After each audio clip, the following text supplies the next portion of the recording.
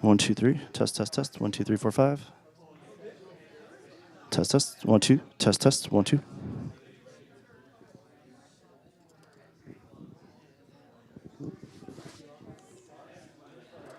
Test, test. 1, 2. Test, 1, 2. Test, test. Hello. Test, 1, 2. Test, test. 1, 2. Test, 1, 2. Hello, hello, hello. 1, 2, 3, 4, 5. Test, test, test. Yes, yes, yes. 1, 2, 1, 2. Test, test. 1, 2. Test, 1, 2, 3. Hello, hello. I don't. During the winter, sorry, I don't go out. So, but now summer's coming.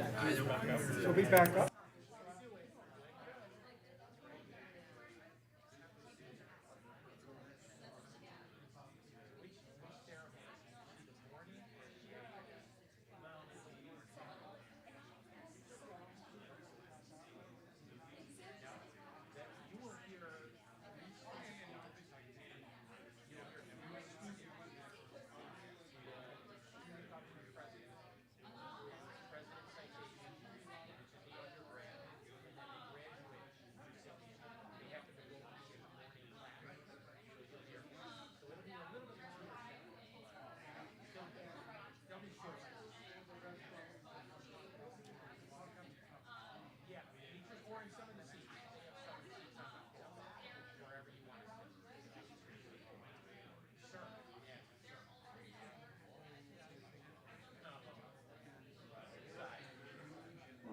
Test.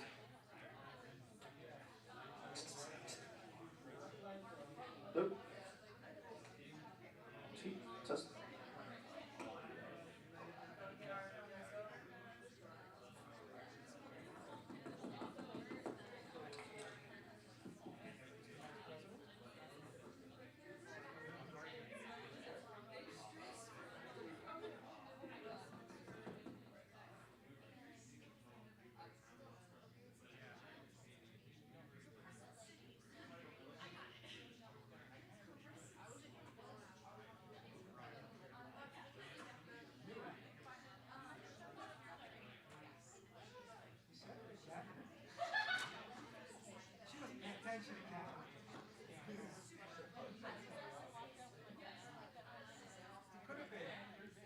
Either that or the potato.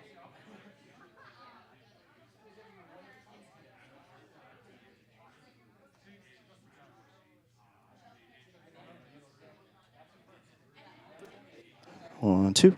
Test, 1, 2. 1, 2, 3, 4, 5. Test, test, test. Hello. 1, 2, 3. 1, 2, 3. Test, 1, 2, 3, 4, 5. Test, test. Test, test, test, test. 1, 2. Test, 1, 2, 3, 4, 5.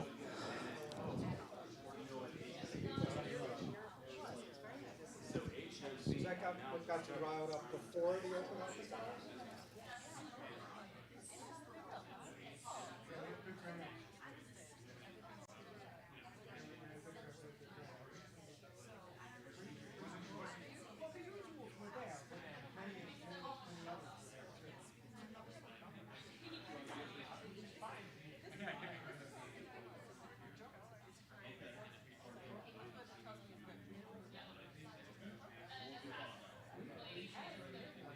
We had 2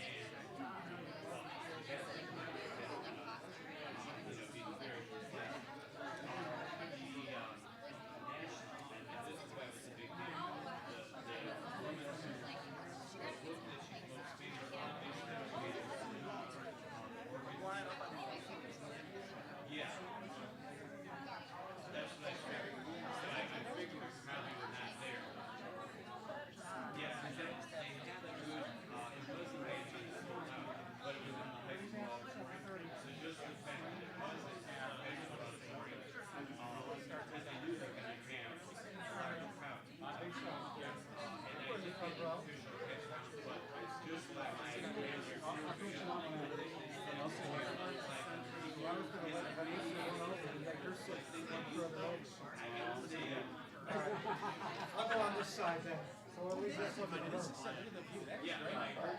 It's difficult, but like you like it. Project that turned out to just be me doing it myself. Oh my God. But they said if I can complete it, I can get first author, so. That's good. pretty big. How's the boyfriend? Good, we just started looking at apartments together in Rochester. Nice, nice. So we'll catch up right afterwards, know, okay? Oh yeah, a little something, something.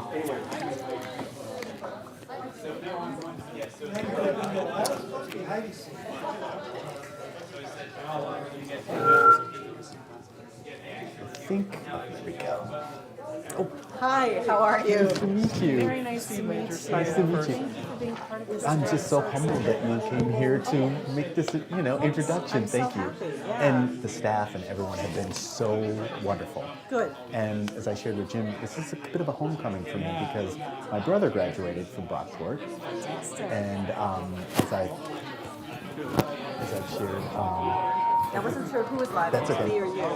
but just it was my first experience of like college life. He was the first in my family to go to college, and so I remember fondly like visiting the campus, and so it's been a full circle moment. Wow, I'm so pleased you're here. Thank you for having me. All right, I'm going to get.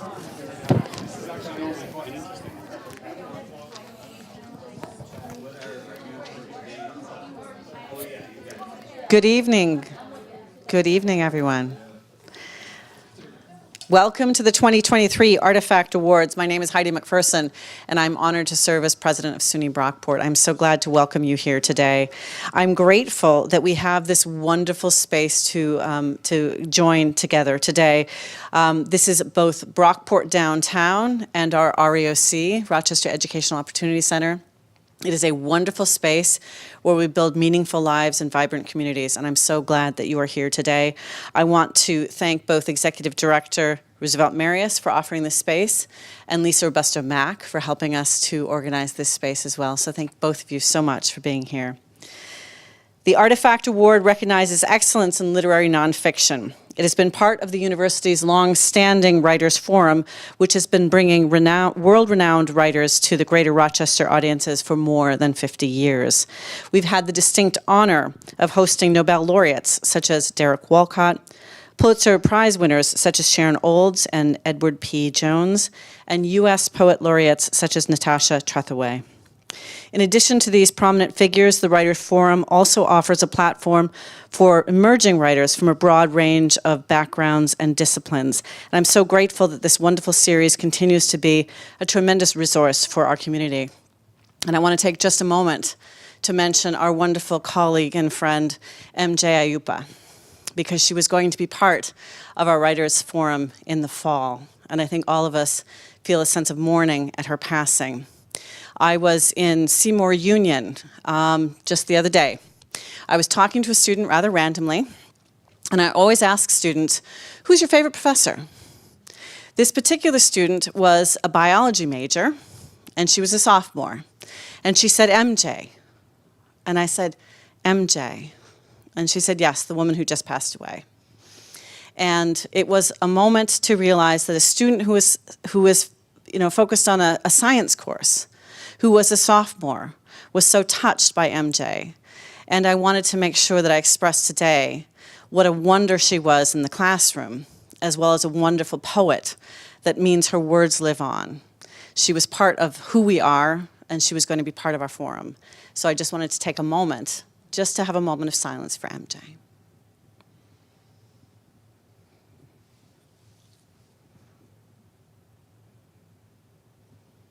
Thank you. It is truly a privilege to hear from the range of authors who have received the Artifact Award over the past several years. They have exposed us to so many different worlds and words and experiences. Recently, we have heard from Danny Shapiro, Barry Lopez, and last year's winner, Gerald Walker, amongst others. Their readings have offered us the brilliance of excellent writing and the opportunity to think anew about a range of topics. Tonight, we are joined by Steve Majors, a Western New York native who penned High Yella, a Modern Family Memoir, It was described by Kirkus Reviews as having as a brave reckoning with multiple questions of identity, class, family, race, and other thorny issues. I am looking forward to hearing more. At this time, I'd like to ask Professor Jim Wharton, Director of the Writers' Forum, to come forward and introduce tonight's speaker. Thank you.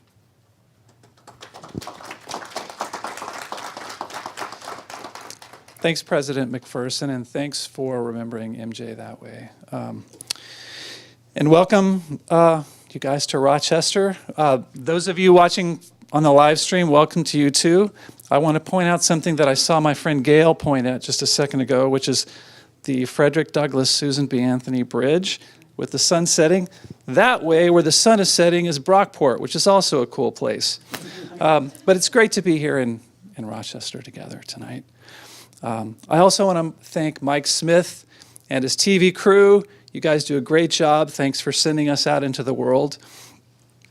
And while I'm at it, I want to point out that this artifact reading comes to us with the help of a lot of supporters. And in particular, I want to thank President McPherson again for her steady support over the years of the Writers' Forum. Also, Ralph Black and Susan Murphy, M&T Bank, and Stan Rubin, who've all of whom have helped to support this event.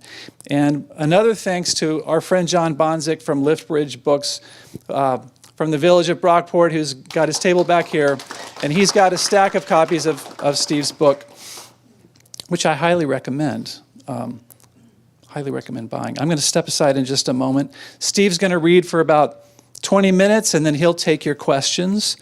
And then I want to remind you, I'll be passing around a microphone for questions so that everybody on the internet can hear you as well as in the room. And then we'll have a book signing. I'm so glad that Steve Majors is here to read to us. His book, High Yella, is not a simple book. It raises crucial questions about identity, about America's deep confusion on the subject of race, about family and community, and it's also funny, very often. It includes the most moving account of a bat mitzvah I have ever read. It's seriously wonderful, and it just happens to have been written by a Black American who's not Jewish.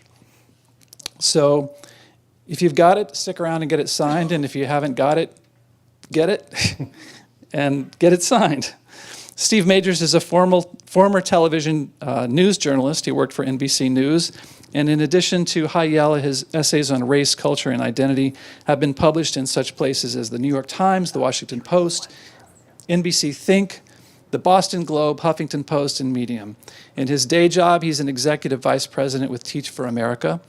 And his next book, a graphic novel called Light Bright, was just accepted by Graphic Mundi last month and is due out next year. Steve, welcome. Thank you. Nope. I think I may be close to another live mic. Can you hear me okay? And I can also talk loudly too. So I'm going to read for a little bit, and then I'm going to take your questions. So for those of you who have read the book, some of this may be familiar, but hopefully I can bring it to life in a new way. Let me see if I can start here. It's okay? Okay, great.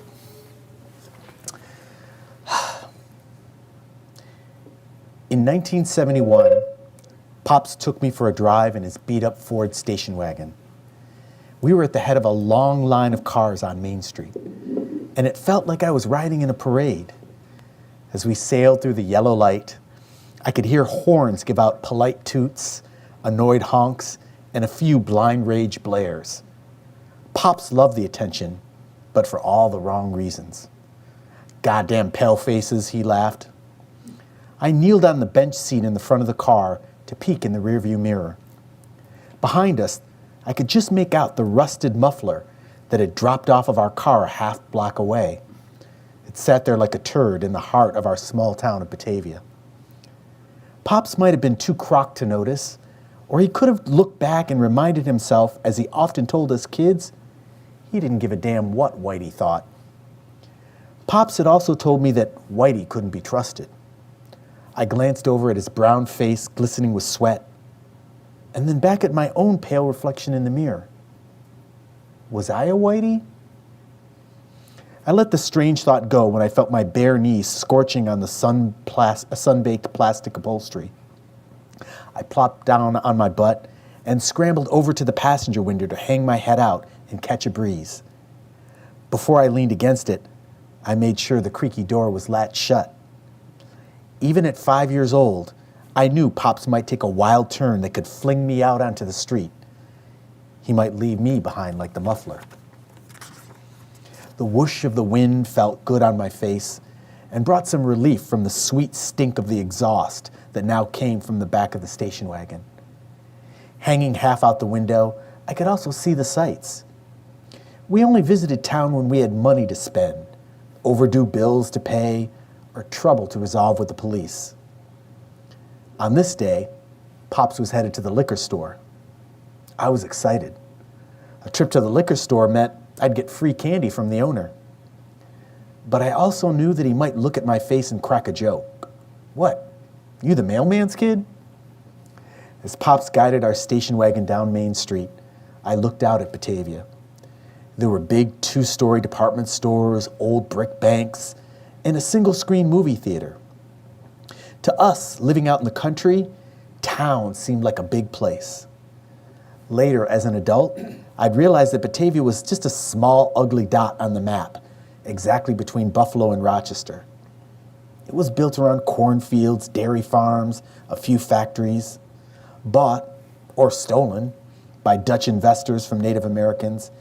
It was settled by the English and then populated in waves by Irish, Italian, and Polish immigrants who had come looking for work. But back then, the people in town all appeared the same to my 5-year-old eyes. They just looked white. I looked at the places where my black family was familiar to those white folks, if maybe not always welcome.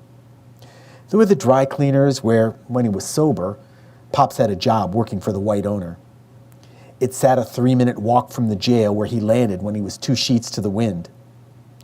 Both were in direct sight of the department store where Ma and Grandma were sometimes allowed to buy a few things on credit. Grandma was trusted there because for years she'd cleaned the owner's big homes, scrubbing their floors on her hands and knees. And then there were the elm, maple, and birch-shaded neighborhoods that sprouted off in both directions from Main Street. I know that's where the white people lived, families with Italian and Polish names that I couldn't pronounce. Maybe 1 or 2 black families lived somewhere in those tree-lined middle-class neighborhoods. The rest, a few hundred, could only afford to buy older, cheaper homes or rent neglected apartments on the south side of town.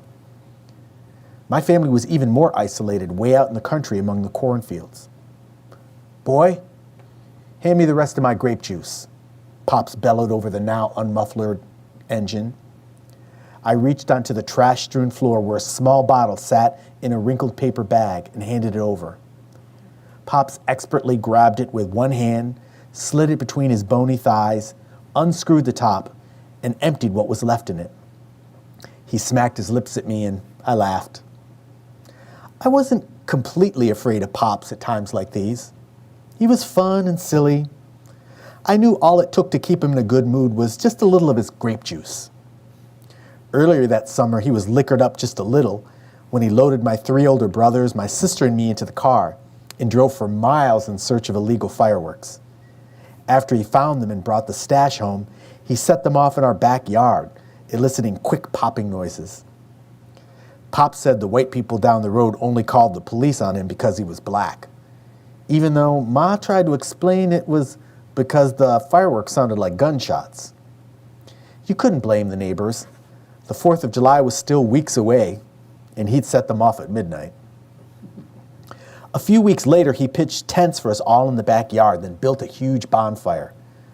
Pops danced around it wildly without his shirt until the fire got out of control and threatened a farmer's hayfield.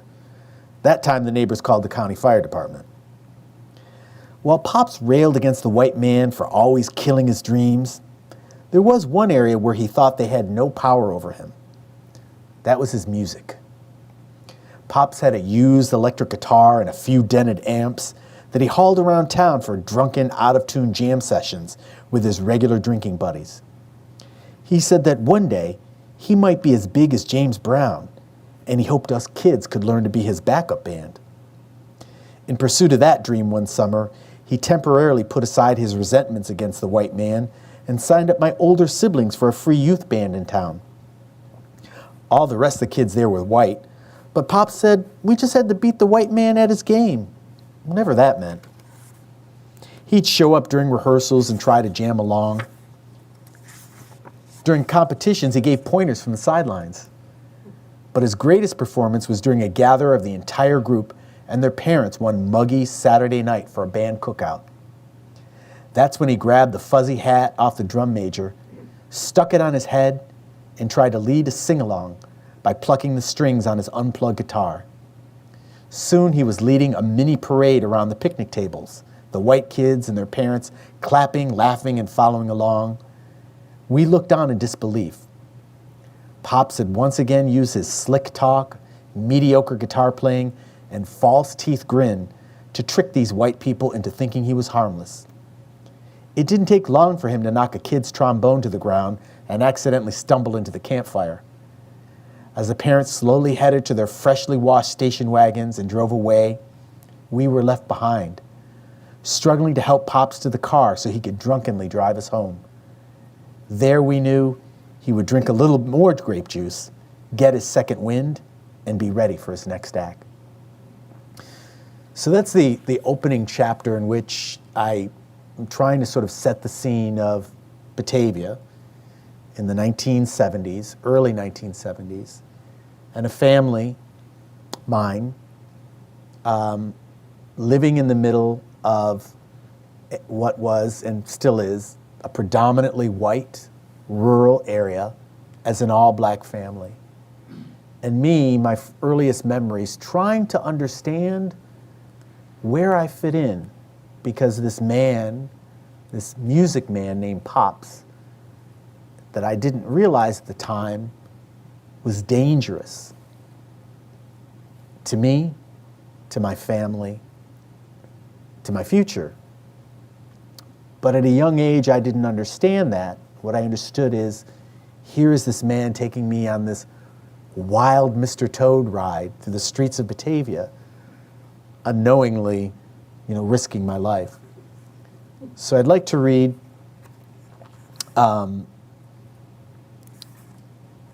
another side of Pops from a later chapter.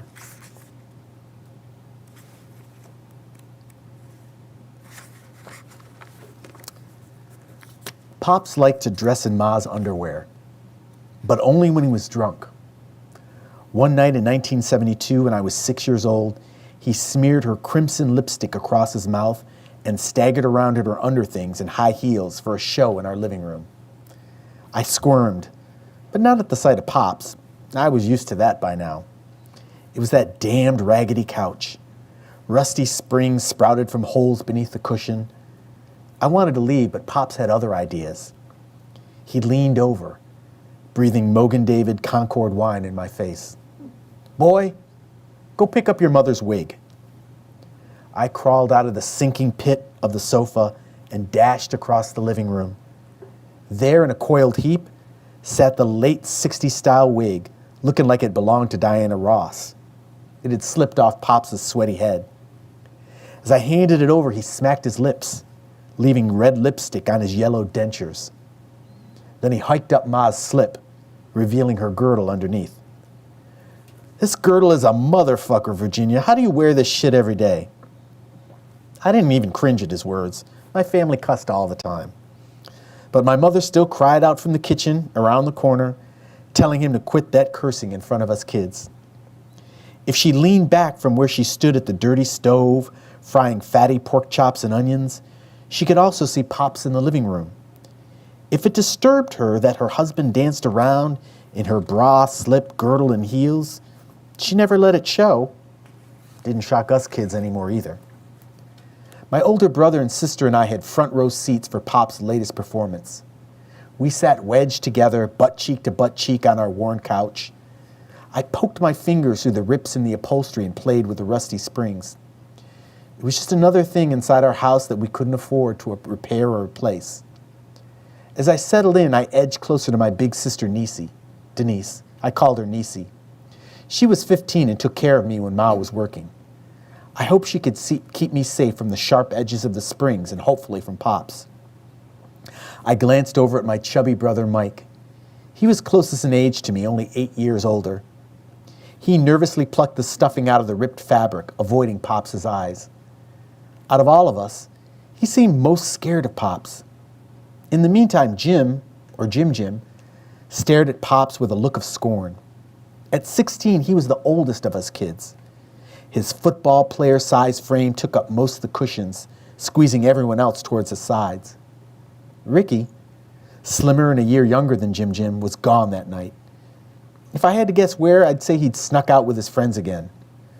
Ma yelled at Rick for running the streets, smoking cigarettes, guzzling beer, getting into trouble. But he didn't care, and we didn't blame him. He'd managed to escape. Past midnight, Pops continued shouting along to the music from our used hi-fi. After the Supremes, he mimicked James Brown doing the famous shuffle and a few more dance moves. The song Hot Pants ended on the turntable, and all of us looked forward to what we hoped would be the finale to this long night. Pops bent over, apparently to curtsy or bow, but as he rose to straighten up, he lost his balance and toppled head over high heels. He landed on top of the couch, pinning us in our places. As I sat there struggling beneath him, I noticed he smelled of sweat and a good dousing of Ma's perfume. Jim didn't bother to struggle like the rest of us. With one giant shove, he pushed Pops onto the floor. There, Pops rocked back and forth like an overturned turtle. I closed my eyes and said a quick prayer, hoping that God would make Pops pass out and leave us alone for the rest of the night. But it didn't work. Pops tried to stand up, and Jim jumped up to his feet and stood over him. "Stay down, you goddamn drunk," he ordered. That challenge was enough of a trigger for Pops. He lurched to his feet and exploded with a giant cuss of "motherfucker." I then heard Ma shove the frying pan to the rear burner. A moment later, all 5'2" of her stood in the path of Jim, trying to protect him from Pops with her short, nut-brown arms. Jim nudged Ma aside. His meaty paws flew up, and he crouched, swaying from side to side. "Think you can take me?" Jim taunted. "Come on." Ma only came up to their shoulders, but she pressed at both of their clothes, crying, "Stop it!" The rest of us jumped onto the furniture. Our family circus had been converted into a boxing ring, and we needed to get out of the way, while also finding a way to see clearly, in case Jim prevailed this time. Pops ditched the heels in the wig. "Get him, Jim! Kick his ass!" Niecy yelled. I slid beneath Niecy's arms to avoid getting hit. Mike grabbed Ma by the back of her nurse's aide smock and pulled her out of the way. Soon we saw fists, chairs, ashtrays, and an empty wine bottle fly in front of our faces. Watching Niecy and Mike cheer on Jim, I knew I should be proud of my big brother for standing up for us. After all, Pops had used his fists and belts for years to terrify us. Yet I also couldn't help feeling embarrassed. I knew this wasn't how other families acted. Within a few minutes, Pops fell flat on his ass. This time he stayed down. He had a black eye, and lipstick was smudged across his whole face. Jim stood over him again, wiping the blood off his own top lip. Now I was sure the show was over. But I also knew Pops would be back on his feet in the morning. That meant we'd once again be forced to be his captive audience. So, those first chapters, and there are other chapters like that, are pretty heavy. Placing you in the middle of a family beset by alcoholism, what we would later learn was drug addiction, physical abuse. We'd later learn sexual abuse and poverty. And in the midst of this family, this is me, I'm trying to figure out who I am. So I want to read another short excerpt. I had a big question on my 6-year-old mind, but I was afraid to ask it. One afternoon, as my big sister Nisi and I left the single-screen movie theater in town, it popped into my head. I hadn't been aware that it was on my mind until that moment. The question had been forming somewhere in the back of my developing brain, waiting until I understood what it meant. Now I realize that asking it might make Nisi mad at me. So while we waited for Ma to pick us up, I dragged my grubby, ripped Buster Browns along the complex patterns on the tiled entryway and tried to work up my nerve. I eventually forced out the words. Am I adopted? Nisi set her hands on her wide hips and leaned over to give me one of her looks. 9 years older, she always proclaimed herself large and in charge of me. I peered at the sole of my shoe. It hung loose like a tongue. I flopped it back and forth along the ground. My sister's big, round eyes glared at me. Where I kept thinking was Ma. I'd hoped she would drive up in our broken-down brown station wagon. Then I could dive into the third-row seat that faced away from everybody and pretended I hadn't asked that question. As I looked up at Nisi towering over me, I realized she wasn't about to let me forget. What? Nisi said in her froggy voice. Never mind, I said, and darted away towards the movie posters beneath the marquee. Nisi followed, yanked the back of my t-shirt, and whirled me around so fast I stumbled. She liked to do that to get my attention. What did you say? I didn't respond. She popped her eyes even wider and crossed her arms to show she meant business. I'm talking to you. It was the kids at the playground, I sputtered. They said I was adopted because I'm not black like you. Nisi's eyes narrowed. Are Ma and Pop's black?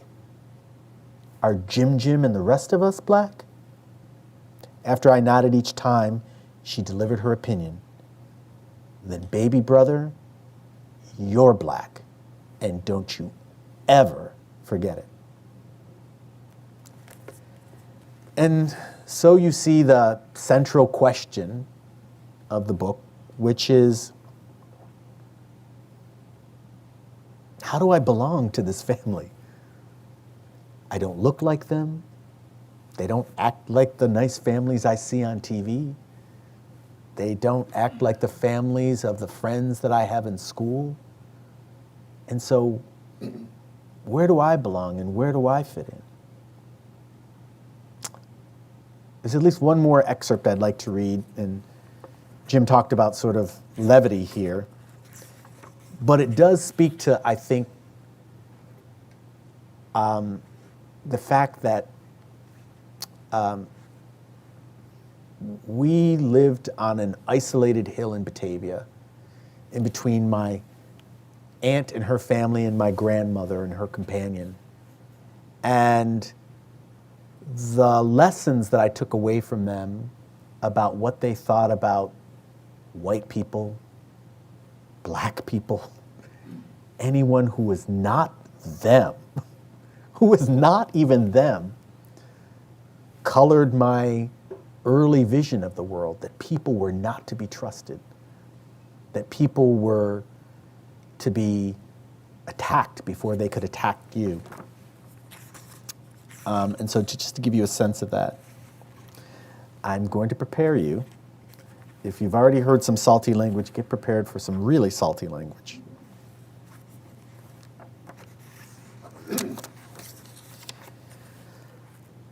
The title of the chapter is Don't Trust That Bitch. We called our extended family by names like Farchameat, Horseface, Cancer Belly, Light Fingers, Crazy Ass, Hussy Ass, and Hot Ass. They were the kind of taunts a foul-mouthed kid might throw out to make fun of someone on the playground. But the grown folks in my family just used them like names and pronouns. They weren't brave enough to use these dirty names out in the open, though. Oh, no. The crude nicknames were reserved for the moment a distrusted relative was out of earshot, whether in person or on the phone. A typical phone call might end like this. Okay, all right, sweetie. We'll talk to you again soon, doll. All right, bye-bye. Then the wait for the dial tone. I hate that old black bitch. Listening from the next room, I would mouth the naughty name to myself, trying it out. After hearing enough of these conversations, I came to understand the rules of the name-calling game. It didn't matter if someone was white or black, but it was okay to use their race in the nickname. The best names always included some part of their anatomy, like calling someone an old buck-toothed black bitch. And if you thought up a name that made everyone else laugh, you scored extra points. One of my favorites was made up by Aunt Bonnie to describe a friend whose large, pendulous boobs overtopped every bra and tended to swing freely whenever she walked. She was known to us by a name that is still the most outrageous ever given by anyone in our family. Forever after, behind her back, she was called that old swangle-titty black hussy bitch. Now, Aunt Bonnie and Ma's first cousin, Shireen, was the queen of handing out these titles. If she bestowed an especially outrageous nickname on someone, it stuck for years. When they visited one another, Bonnie and Shireen were thick as thieves. What cousin Shireen didn't realize was that my aunt couldn't wait for her to leave. Sitting in Aunt Bonnie's living room, I waited for the busted storm door to hit cousin Shireen in the butt and then slam shut behind her. A few seconds later, Aunt Bonnie let loose. Oh, black pop-eyed Shireen with her stupid ass and light fingers, Bonnie muttered, just loud enough for us to hear. I put my hand over my mouth and giggled. By listening closely, I'd figured out why she'd earned that name. Shireen's eyes did pop out of her head when she laughed. She was also light-fingered and occasionally shoplifted cheap items out of dime stores. And I suppose that if she didn't know Bonnie laughed with her 1 minute, but talked about her the next, she was also stupid ass. So the book is really 2 books. One more excerpt, and I'll take questions. But the book is about my family of birth, but it's also about the family that I created. And it's an intertwining tale of my husband and I, our 2 adopted daughters, and how, in this strange sort of synchronicity, we found ourselves searching for who we were in our world, in our middle-class, affluent, progressive blue bubble of Tacoma Park, Maryland, where there were many people who looked like us, but not everyone who looked like us that were gay and had 2 black daughters, adopted daughters. And it's about generational trauma and the trauma that I experienced over years coming home to my family in the present day and how I reconciled that. Just a moment.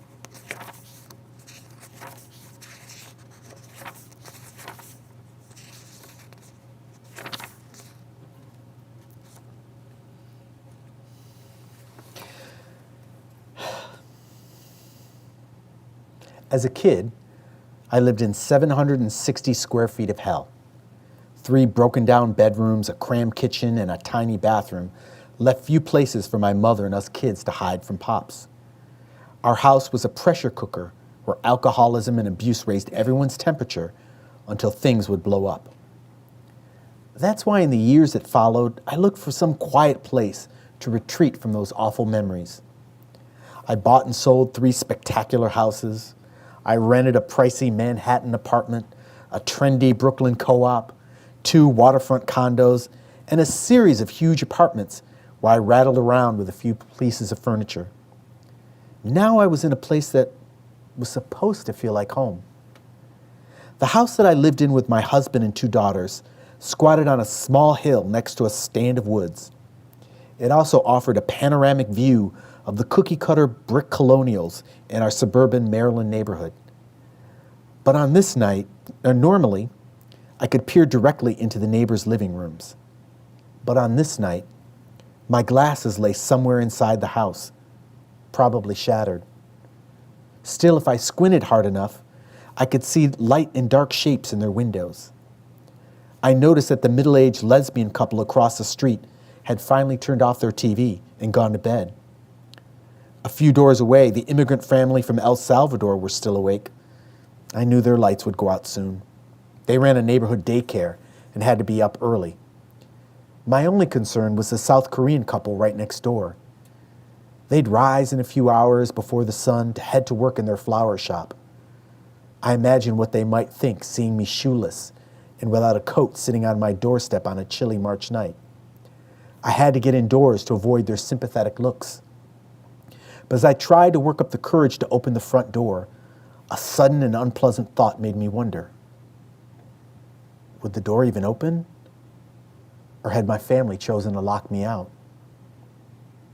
A few hours earlier, I sat in my bedroom, listening to my daughter's screams echo throughout the house.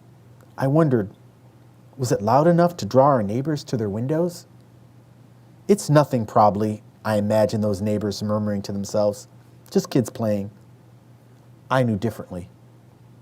The girls ran through the house, shouting, shoving, and playing keep away from one another. It would have been one thing if they were still toddlers. Now they were nearly teens. And when they chased one another, it wasn't for fun. They no longer played games anymore. They played for keeps. My mother would have said of their horseplay, "This is how things get out of hand." And they had. At the time, my shoulders hunched as I stared at the closed bedroom door. When they were younger, having their rooms just steps away from ours reassured me they were safe. I willed myself not to go over and check on them. I told myself that Todd would deal with it. I'd come to learn my husband had the kind of patience that parents often need. I knew it was something that I lacked. Suddenly, he called out from the kitchen at the front of the house. "What the heck is going on?" I waited, listened for the bangs of their bedroom doors, which would signal they had retreated to their rooms, and for now there was a truce. Instead, our younger daughter Rachel cried out, startled, "She slapped me!" A second later, Todd's steps echoed as he came toward the bedrooms. I pictured him stopping a few feet away from where I was sitting to stand between our kids. "Stop crying. What happened?" he asked. "I didn't hurt her." It was the voice of our older daughter, Mariah. You slapped me," Rachel insisted. "You always get me in trouble." Mariah's voice drifted away as she spoke. She was retreating to her room, yet I could still hear her unmistakable afterthought. "Little bitch," she muttered. Later, I would wonder whether she intentionally wanted to have the last word in the argument or just meant to whisper to herself. At that moment, it didn't matter to me. I stomped out of the room and cut her off mid-stride. I stood like an awakened giant hovering above her. When I replayed the scene in my head, I would recall the sharp contrast of our skin as my winter white hands pushed her deep brown shoulders against the wall.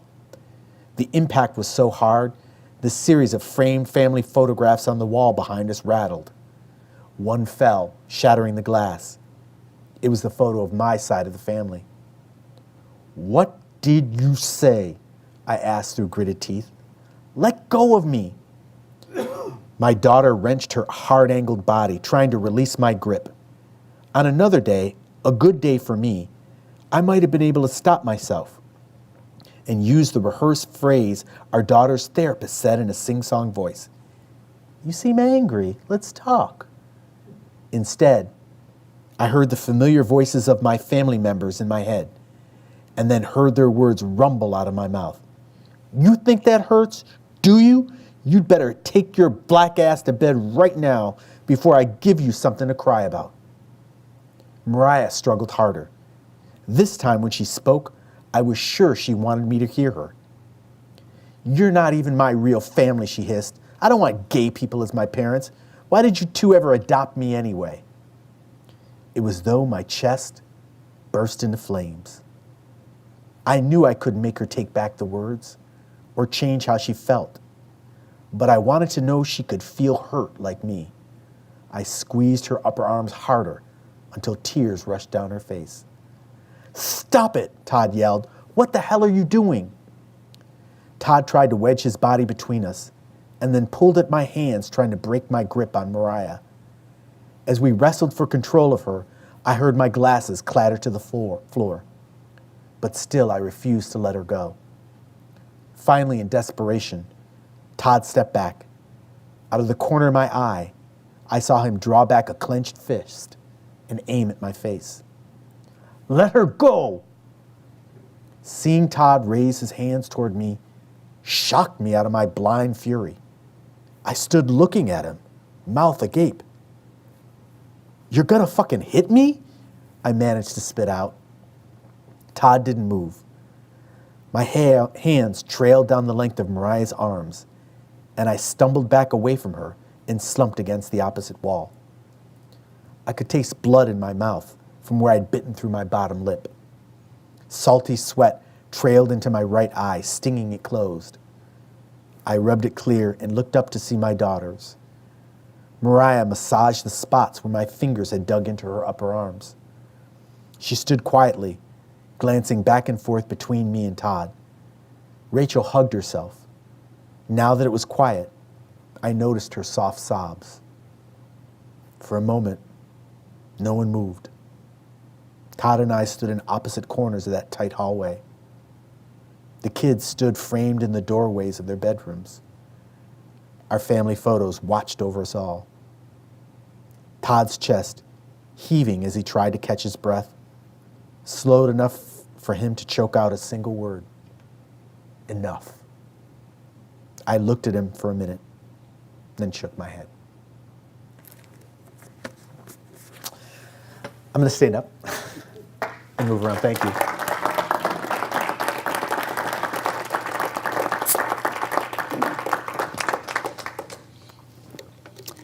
It's a heavy read in parts. It's honest, it's raw, it's real, but it's also funny. It's engaging.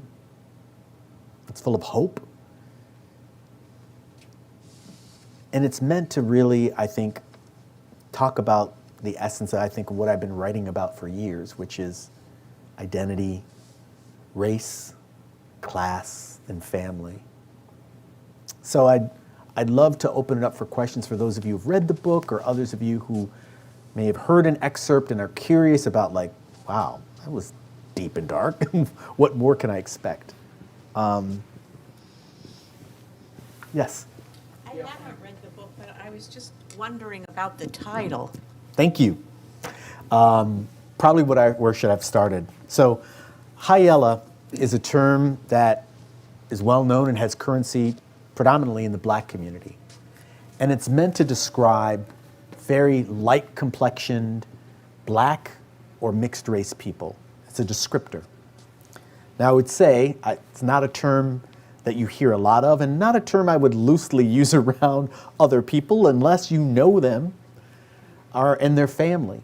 Because although it could be used as a descriptor, as a term of endearment, it's also a term that smacks a bit of colorism. And so High Yella is a name that my grandmother would use to describe me at times. That High Yella boy. And so the title of the book for me is meant to convey, like, that is who I am, both as a descriptor, but it also was a word that I tried to reconcile. Am I High Yella? And what does that mean about me? Is that a bad thing or is that a good thing?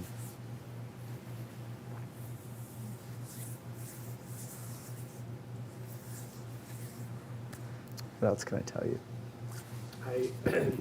When he had the introduction about the bar mitzvah, I was wondering if you could elaborate on. I think he said, "This is amazing. It's one of the best descriptions I've ever read about a bar mitzvah, and you're not Jewish." And that is another complexity of my identity. So my husband is Jewish. Our kids, who are Black, are raised Jewish. And so I like to describe myself as Jewish, a little bit Christian, a little bit of Jewish. And so that moment of coming into adulthood and coming into a family or coming into a tradition was sort of a penultimate moment for both of my daughters, especially my oldest daughters.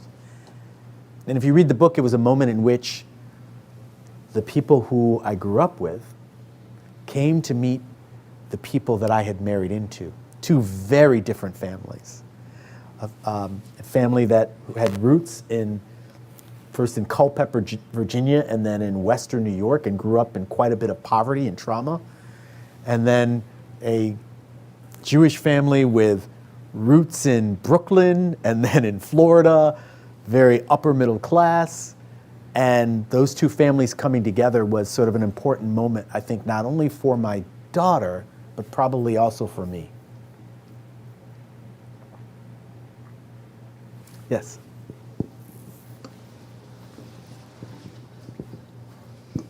Hello. We had the privilege of having you for a time before this reading, and we talked about a lot of things, but we didn't have a chance to talk about something and I don't want to phrase this as like a favorite part of the book. I want to phrase it more as a special or a treasured part of the book. It doesn't have to necessarily be the most positive. I just want to know, what do you think about that you wrote in this book the most? Yeah.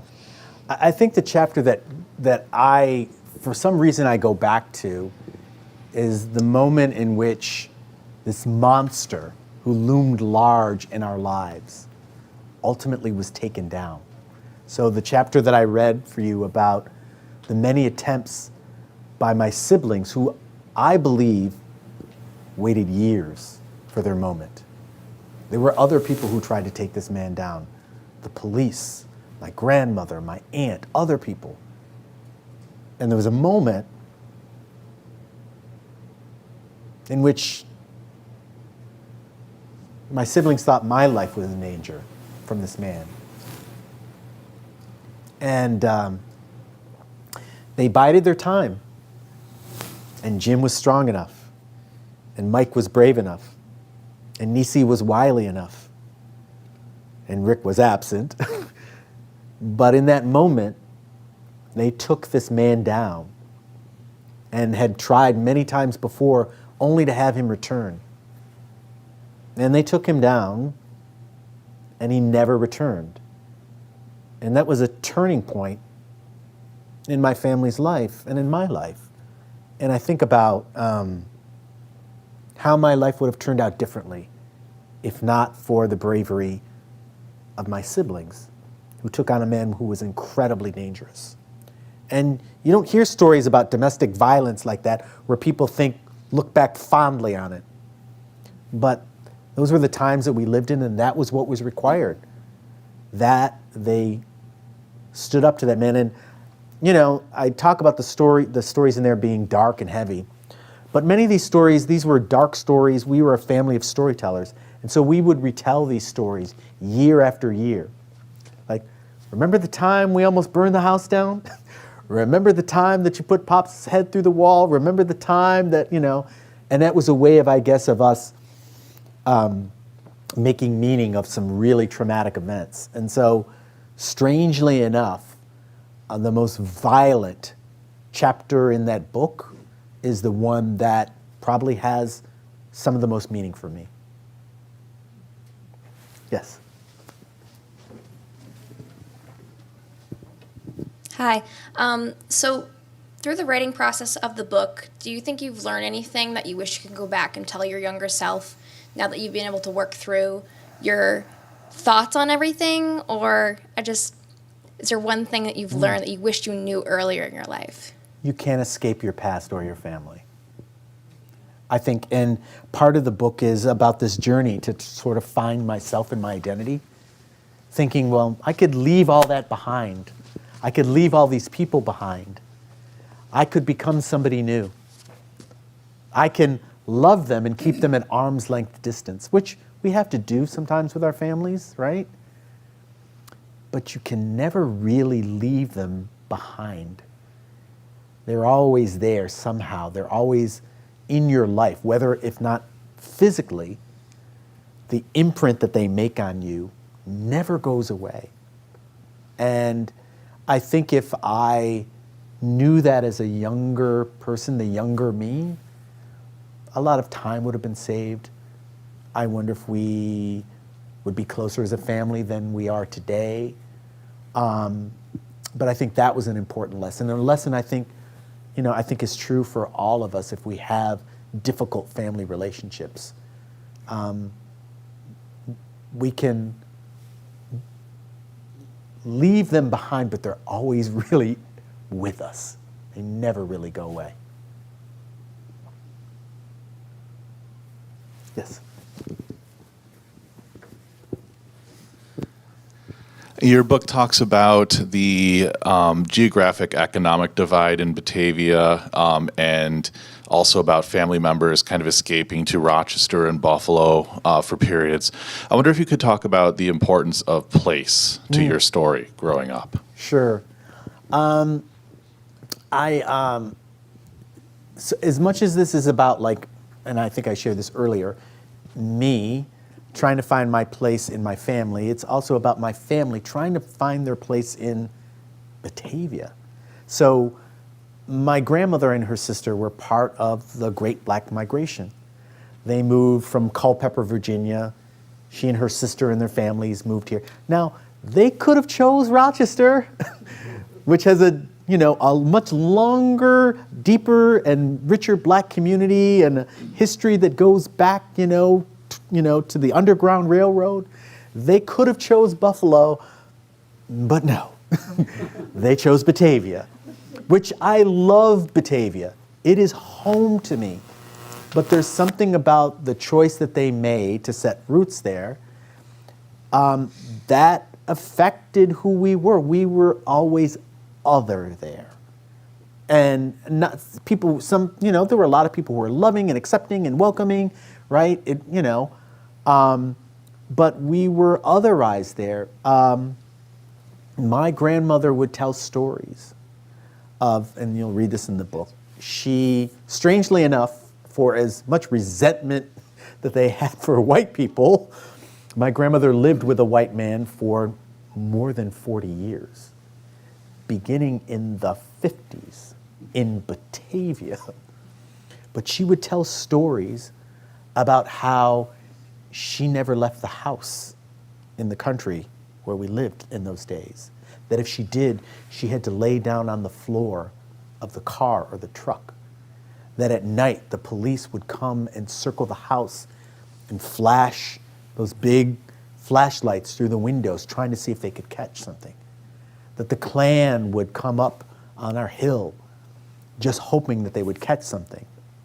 So you have to understand that place really, I think, created the conditions for my family to always feel otherized and to feel like that resentment of white people, because they never really felt truly stitched into that community. There wasn't a large enough black community for them to feel a part of. They weren't the only black family, but we were probably the only black family that actually lived in the country. We didn't even live in the city of Batavia, in the town of Batavia. So place, I think, is another way that it can determine your identity. It can determine your sense of inclusion in a community. So I think it was important for me to really make sure people understood what Batavia was like in those days. And what parts of Genesee County and Western New York, there are parts of it that are still like that. Genesee County is predominantly white community. That has not changed.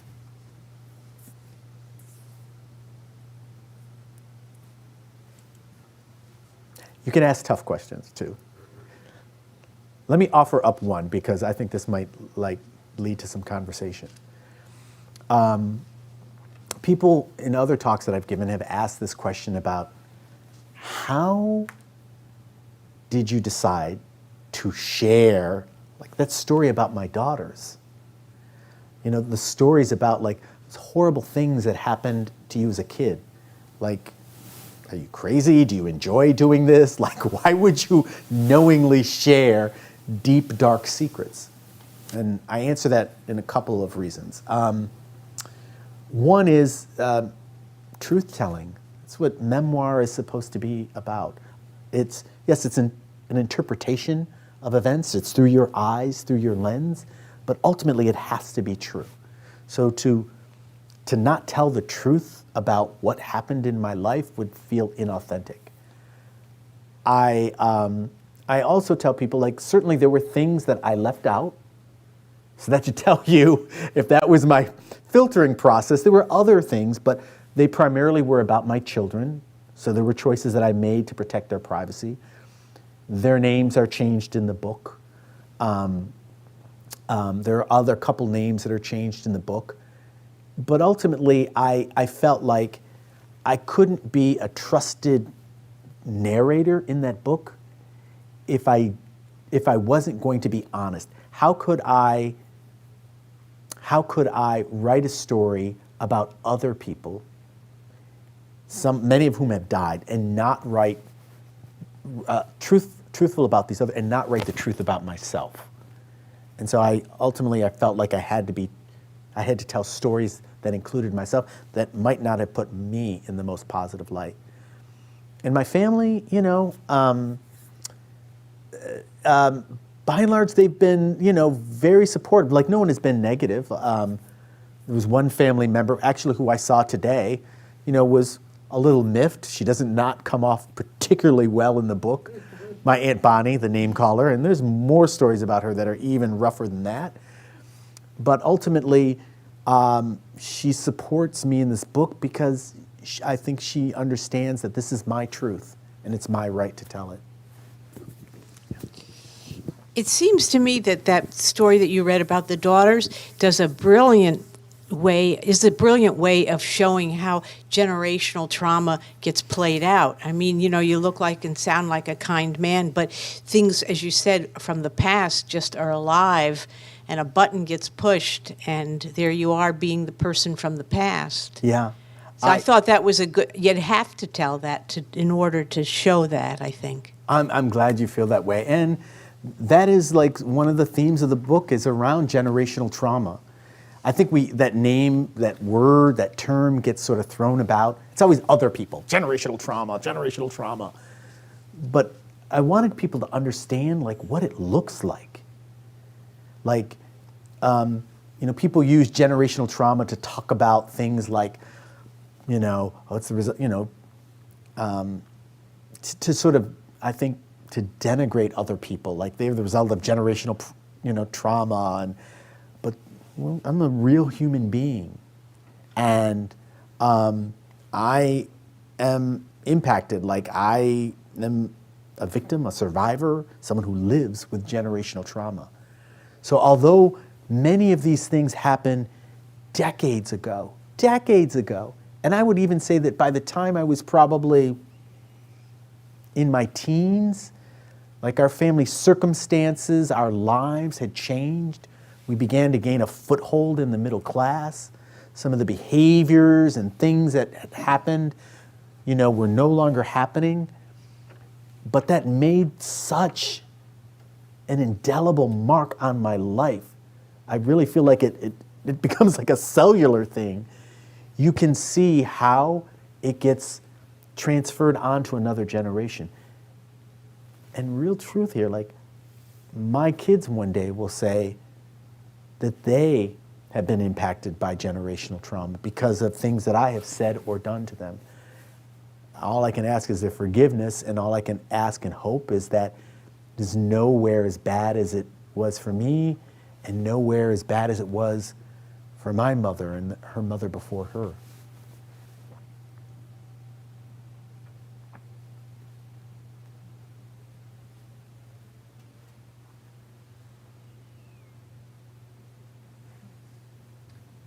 Would you sign the book, Steve? I would. I Okay. would. Thanks very much. Thank you.